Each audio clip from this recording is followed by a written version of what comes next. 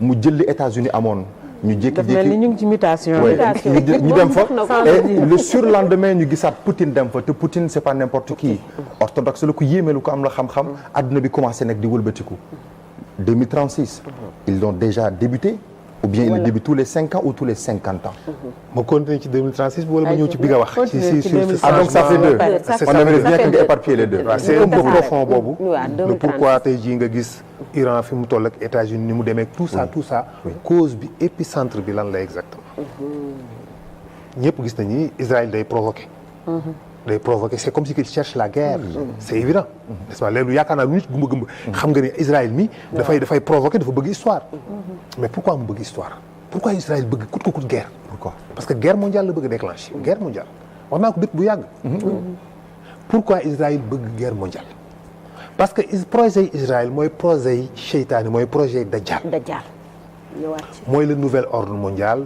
mooy l'OTAN mooy l'ONU mooy la franc-maçonnerie yëpp épicentre bi seen xalif général seen Tuuba ak Tiwaawan seen Makka mooy Israël est-ce que dégg nga seen i kilifa yi gën a mag mystique ce n'est pas un aspect politique économique etc. non c'est beaucoup plus profond c'est mystique c'est religieux la religion maçonnique donc Israël ñoo créé loolu depuis des millénaires ça date pas d'aujourd'hui tàmbaliwul tey la franc-maçonnerie ne date pas d'aujourd'hui.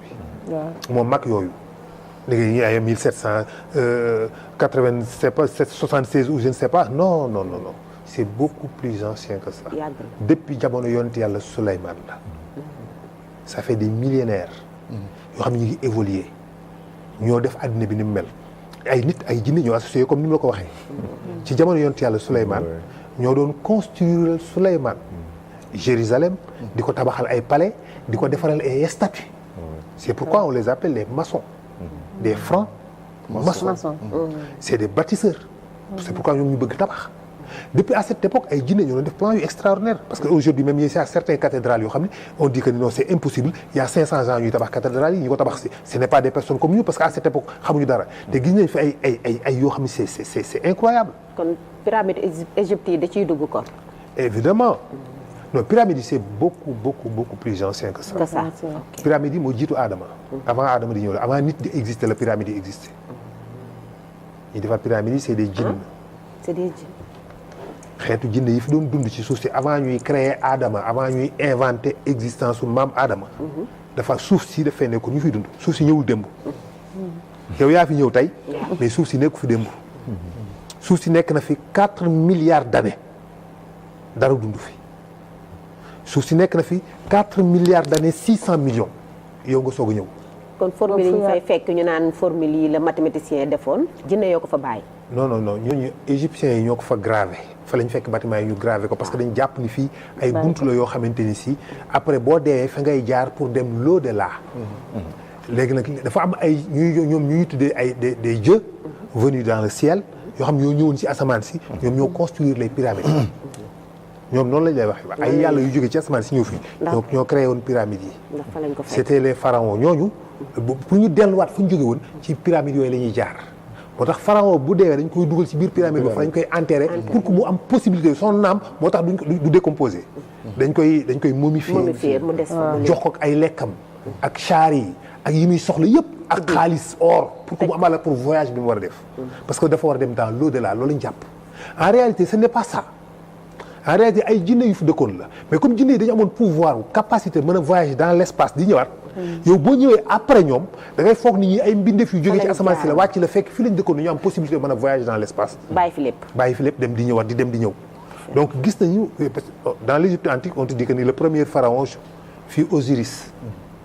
c'est un dieu venu des étoiles mas naa ci wax ci benn waxtaan moo wax leen ñu dem vérifier ji Maqbara Zawari la tombe du visiteur de Victor Ivanovic.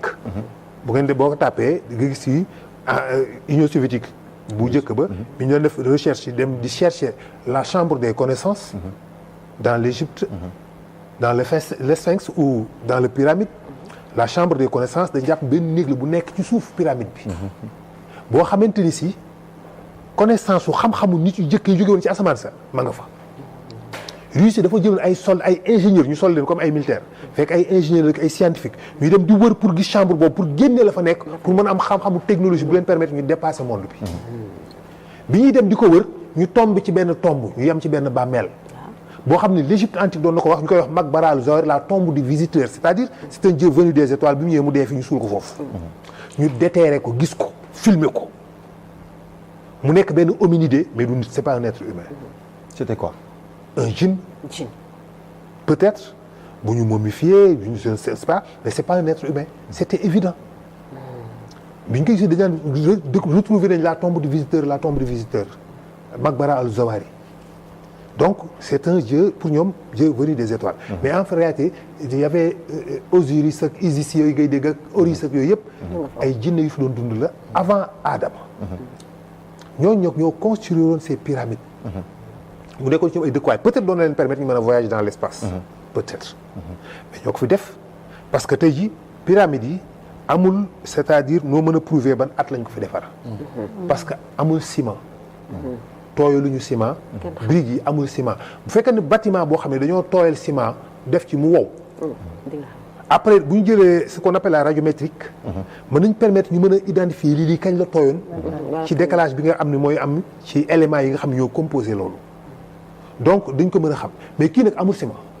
dañoo yatt ay xeer rek crocheté ko ay xeer yu mag ponkal ay blocs gigantesques yoo xam ne c'est des tonnes am na ba 2000 tonnes yooyu nekk ci suuf yooyu peut-être ay blocs yoo xam ne dem na 2000 tonnes ba 5 tonnes am na yu 5 tonnes ba 2000 tonnes yu bëri la ñuy rassembler ko mu jël hauteur bi mu jël yëpp ak kaywaay boobu donc ak ni mu mën a tenir depuis des millénaires te gis nañu bu àddina bi lépp doon yàqu bu fi nit ñi jóge woon àddina bi di yàquwaat di yàqu ba jeex pyramide yoo fi mujjewaat loolu ñu égyptiens yu jëkkee nan lañ ko mën a defaree.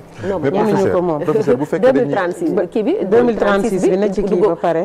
je vois que tout à l'heure mu koy fleurer parce que ñoom des fois il y a des choses peut-être c'est des non-dits je sais pas. si non c'est pas grave. c'est pas grave allez-y. xam nga je disais que 2036 am nañ ci programme.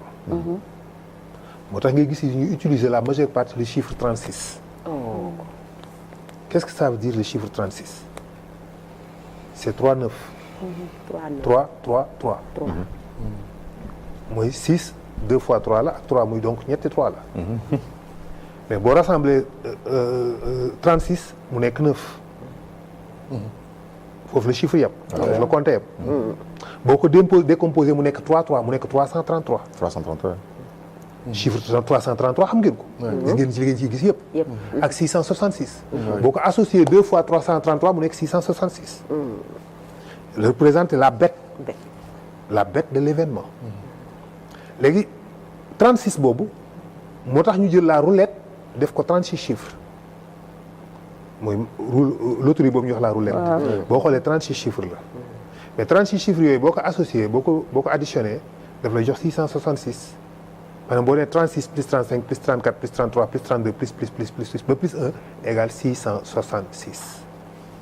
et pourquoi. donc te yonent bi dafa waxoon ni Dajjal à l'âge de 36 ans lay génn. day fekk mu am 36 ans moom si Dajjal buy génn. te am na ñu wax ni judd na 2000. kon boobu lay si c'est fekkee ni judd na 2000 2036 lay am 36 ans. 36 ans. te temps yi la daaw. ñoom foofu en Israël def nañ fa benn rituel boo xam ne ils ont tué 7 vaches rousses. les vaches rousses mooy nag bu xonq boobu. dafa am ay rituels yu spécial yoo xam ne ci la ñuy def sacrifice boobu. mais c'est pour le préparer le venue du Dajjal ou quelque chose de comme ça. mais xam nañu yonent yàlla Souleymane bu daan def ay rituels dafa daan rey vache yu mel noonu nag yu mel noonu. parce que yàlla mystique am dafa ànd ak loolu. yonent yàlla Moussa ba ñu reyee nit ko di ko dekkal yàlla dafa ñuy jënd leen nag bu jaune. nag bu jaune. nag bu jaune boobu nag bu ruus la. nag boobu la couleur boobu la. nag bi na nekk nag bu jigéen boo xamante ni musta am doom bu mel nii bu mel naa bu mel na li ñu indi nag bi rey ko ñu jël geen bi dóor ko waa ji soog a dekki. pourquoi yàlla teg processus boobu yëpp. yàlla bëggee dekkal ko dee soxlawul geen nag. et pourquoi donc mu sant leen loolu. wan leen ni dina ñëwaat. c'est le mystique. kooku dekki wax. donc Souleymane dafa daan def rituel yooyu. ñun tey ba tey sacrifice yooyu dañuy def tabaski. man nag foofu laa bëggoon a ñëw nag. loolu de moo ñuy dugal ci tabaski xam allez-y. non je pense que terminé gul de ce fait am na ñoom dañuy nekk à leur fin. sinon li ñu préparé yëpp ci question du jàll de. non ay toppee ci lii nii rek. dañ dugg ca. non il tient c'est vraiment une bonne transition li fi mu dugg fi mu jógee nii. non boobaa transition bi day nekk bële c'est-à-dire au mi-milieu de l'introduction lañ ko daggee. si je me trompe pas. donc ce qui fait que actuellement nii Israël def nañ seen rituel. ba ñu defee rituel bi lu xew. je ne sais pas. ils ont fait ce rituel ñu bëri jàpp nañ ni Dajjal boobu la ñu doon defal le rituel boobu. il est en Israël actuellement di dund nekk nit mais dañ ko tëj ci ay ruq yoo xam ne kenn du ko gis. ñenn ñi loolu la ñuy wax loolu mënu ma ko confirmer parce que mënu ma fa dem xam ko quoi mais njort naa ko soupçonné naa ko trop ne loolu mu am na. donc Dajjal boobu nag après bu ñëwee mooy bouleverser li fi nekk mais en réalité déjà mi ngi fonctionner. mooy ay ndongaam yi ngi liggéey depuis 1000 ans. système am mi ngi dox depuis 1000 ans. léegi dañoo egg foo xam ni dañu war a jeexal carte gi. mais dafa échoué. ndax la c'est-à-dire. ndax la. xam nga Israël. tu veux toujours la tradition ou on reste ici. on reste. Serigne on reste ok. Israël. bi muy créé le printemps arabe là bi fi xewoon. vous vous rappelez. pays arabe yëpp révolté wu. en 2011. 2011 Égypte la départ. c'était pour éliminer les dirigeants arabes yi nga xamante ni si bëgguñu Israël. extraordinaire. sax lu nga ñëw presque ñu leen ci éliminer. Morsi Kadhafi Abdelaziz. borom kaala gi nu mu tuddati. ñëpp. Kadhafi la ñëpp ba si Saddam Hussein sax mën nga ko si boole. waaw Saddam laa doon. Saddam laa doon wax. ñëpp. général mais dañoo échoué Syrie. Syrie rek lañ échoué. Syrie moo leen des. ak Assad. mooy Bachar al-Assad. parce que Russie moo ko dimbali. Russie ñoo indi seen i hélico indi seen i soldats combattre rébellion bi. parce que Israël dañoo taal rébellion sa biir dëkk. ñooy manipuler le monde. yow année bii la. ñooy àll bi la. rébellion boo gis ci àddina bi Israël loxo mi ngi ci ginnaaw. guerre boo gis ñoom ñoo koy taal bu leen neexee ñoo koy arrêté. mooy ce système là. bi mu ñëwee ñu gis ni échoué na lan moo tax ñu échoué parce que am na beneen force bu leen opposé bu leen empêché li ñu bëgg a def ñu ko def ñu ne kon ndekete l'ennemi dëgg pour ñu mën lii c'est la Russie. mais qui sont les Russes. bul yàkkamti Poutine bul yàkkamti. nee na bul yàkkamti. l'ennemi c'est la Russie. pour que mu garde ça en poche et il va j'en suis sûr il va revenir. voilà léegi donc l'ennemi c'est la Russie kon donc Israël lan la war a def. gis na ni li mu bëggoon mën a mu contrôler monde bi noot àddina bi imposer leen. mënu ko parce que am na beneen force bu opposer les États-Unis bu puissant comme les États-Unis muy la Russie. mu ne kon donc il faut qu'on arrête et qu'on essaie d'affaiblir la Russie.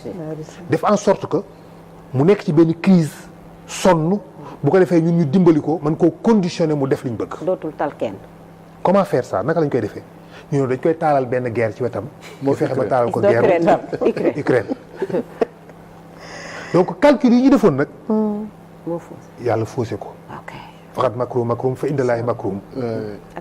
donte ne sax seen pexe ya mën naa màbb ay tund. mu échoué ñu gis ni kon dañuy échec te bu ñu échecee li ñu liggéeyoon yëpp des millénaires dafay effondré wu parce que beneen système mooy jóg beneen nouvel ordre mondial bu bees mooy am. boo xam ne Russie ak Chine ñoo koy yor. ñu ne kon la meilleure solution mooy dañu créer benn guerre mondiale mu am benn guerre nucléaire ñu anéantir Russie anéantir les États-Unis ñu anéantir la Chine dëkk yi taalante ñoom ñu daw dugg ci seen i bunker. tëju fa. guerre nucléaire bi am àdduna bi lépp effondré wu ba lépp jeex ñu génnaat seen bunker créé waat beneen nouvel ordre mondial bu bees. c'est ça leur véritable objectif moo tax Israël gis muy def tout di provoquer fu nekk. parce que dafa bëgg a déclencher une guerre nucléaire. parce que xam nañu ils vont perdre cette bataille. te bu ñu ko ñàkkee mooy ils vont tout perdre. c'est ça mooy cause bi donc il faudra que date de l'événement boobu mooy événement yi ngay gis nii. mooy rat boobu mooy la Dajjal moom laa wax moom la Macron doon wax. la bête arrive. elle arrive. quelque chose qui dépasse. qui vous dépasse. qui vous a précédé et qui restera. loolu lan la war a doon loolu leen Macron waxee. loolu la ko waxee. loolu lan la war a doon. s'il te plaît nit bu amee tuuti xel. quelque chose qui dépasse qui vous a précédé et qui restera. c'est quoi ça? la bête de l'événement. la génération d'aujourd'hui doit savoir que la bête de l'événement est là. et elle arrive. c'est ça c'est ce monde satanique boobu la ñuy dund. mais est-ce que jàpp na ñoom dañuy échoué waat balaa ñu ca yegg. mais j'espère bien. j'espère parce que tamit ala kulli xaal da jàll de toute façon. day mujj échoué. mais nag avant muy échoué lan mooy xew xam nga tey jii nit ki ñëw na attaqué dëkk bi. Sénégal exemple. ñii daf ko bëgg a taal Sénégal mu ñëw xeex taal dëkk yu bëri rajaxe fi lu bëri yàqati finalement ñu rey ko échoué na mais yàq na lu bëri quand même. donc Dajjal même bu échoué lan lay yàq parce que dina fexe ba dina dindi ci àddina bi lu bëree bëri ci nit ñi seen ngëm. loolu ñoom ñu ngi ko commencé beneen travail bi ñuy def pour dindi pas-pas pour weddiloo nit ñi religion yëpp. ñu ngi ko commencé en 2008. te lu yan mandarga lañu wane. dañu def benn sondage. dans les pays arabes. gis ni y avait 5% de non-croyants dans les pays arabes. ñu ne léegi dañuy commencé benn campagne bi mooy lan. mooy nañu jël ay boroom xam-xam à tous les niveaux ay philosophes ay scientifiques ay sociologues ay def leen ay vidéos attaquer leen les religions attaquer le Coran attaquer le prophète Mohammed attaquer l'existence de Dieu ñii philosophiquement ñii scientifiquement ñii ci aspect archéologique ñii ci historique ñii ci ku nekk ak façon bi nga mënee. et vous allez faire ce travail balancer ko ci réseau yi muy dem nit ñi di wax chaque jour da ngay gis ci réseau yi ku génn di jéem a démontrer benn affaire le prophète n'existe pas am ñuy wax loolu. ñun le Coran bi yonent bi bindu ko parce que juif yi ñoo ko bind. di la jëm a indi ay démonstration archéologique am ko digg ne yàlla sax ci boppam existé wul. si Dieu existé chaque jour nit ñu bëri ñoo ngi gis bu leen xeeb. ce n'est pas des personnes qui travaillent comme ça en solo non dañu am ay nit yu leen investir def ci ñoom alal. mettre leen à l'aise ñu leen travailler ñuy liggéey sa loolu bi ñu ko defee ba en 2012 en 2010 xaw ma il y avait plus de 13% de non-croyants dans les pays arabes. am ñu commencé weddi di leen topp. tey jii gis nañ ay vagues de jeunes yuy génn ci l'islam. ñu weddi ci l'islam. ça se voit dans le monde aujourd'hui partout. et vous pensez que c'est quoi c'est dû à quoi. lan moo waral loolu ñoom ñu ngi ci seen mission. parce que ñoom ñu ngi liggéey. à cet instant ñun. ñoo ngi gorante jaas ci suñu biir. ñun ñu ne gëm nañu. di werante ci tuba ak sikkim. ak socc éternellement. dangaa war a éternellement foofu la ñuy nekk rek ñun. tar bloqué wu foofu rek. bii moo wér sunna socc la di Dakar la mango la ci yooyu la ñuy nekk rek ñun éternellement malheureusement. duñu mas a enrichir wu. parce que toujours am na benn handicap te loolu tamit infiltration wu seytaane la. ça vous ramène peut-être mooy suñu deuxième question bi ñu waxoon mooy ci tabdil boobu ngay mën a amee yàlla ci ngay gën a mën a amee xam-xam mais aussi tam ci ngay mën a defaree sa dëkk parce que dëkk bu fekkee amul ñoo xam dañ leen denc behind the scene ñu nekk ñu dal ñu réfléchir ñu mën a construire ëllëg je pense que dëkk boobu day tergiverser tout le temps. mais évidemment xam nga dafa am Coqueville Alexis de Coqueville je crois c'était le duc de Coqueville en France les années 700 si je me trompe pas. Coqueville dafa wax benn wax bu extraordinaire que j'aime bien dama wax naan lii su ma sañoon dañ koy teg ci télé yi imposer nit ñi par force da ngeen koy déglu ko daf ni ne sous-estimez jamais le pouvoir des gens stupides en grand nombre. C'est extraordinaire. mu ne un seul imbécile peut être ignoré mais un groupe d'ignorants forme un tourbillon qui noie la raison. C'est vrai. Leur certitude est assourdissant. Leur ignorance est contagieuse. mu ne les sociétés ne tombent pas des ennemis devant leur porte mais elles tombent à cause d'un aveuglement collectif interne. mooy bu demee ba dëkk bi nit ñi jànnaxe gisatuñu xamatuñu. xàmmeetuñu lu leer xàmmeetuñu dëpp lu baax lu wér lu clair lu xam-xame ñëpp nekk ay bassesse rek la ñu xam. ay naata xoona niveau bu baax. dinañ alak réew moom parce que dinañ ko dugal ci loo xamante ni si mooy indi suñu alkande. moo tax mu ne sous-estimez jamais te boobaa ñooñu dañuy dem ba dañuy am dëgg te fekk c'est des idiots. fekk c'est des imbéciles. ils n'ont rien compris. te loolu Einstein li mu ci waxoon je crains le jour où la technologie remplacera les interactions humaines le monde aura une génération d'idiots. et bonjour ChatGPT. ci lañ toll. ah oui. intelligence mais dafa mel ni artificielle. mais évidemment ñu ngi ci je crains le jour il y a 100 ans bi muy wax lii. peut-être benn transition bu ndaw où en sommes-nous ci génération sénégalaise bu bees bi. bu bees. pleurer rek. moo tax gisoon ni ma ko atténuer pour dimbali la ci. Voilà. ñu jàllaat ci 2036. Très bien. Pourquoi? Parce que c'est très important. Oui, de nos jours comme ni nga ko doon waxee vu que dañu asperger des molécules. yuy rétrograde nit ki. di ko agité loo. léegi yaay sax amatul bu gisee doomam mu def dara day mel ni ko bizarre ci moom. doom amatul yërmande ci yaay. léegi teg benn vidéo shoot benn nit tout de suite ça vous fait rien plus dafay am ay like et on follow.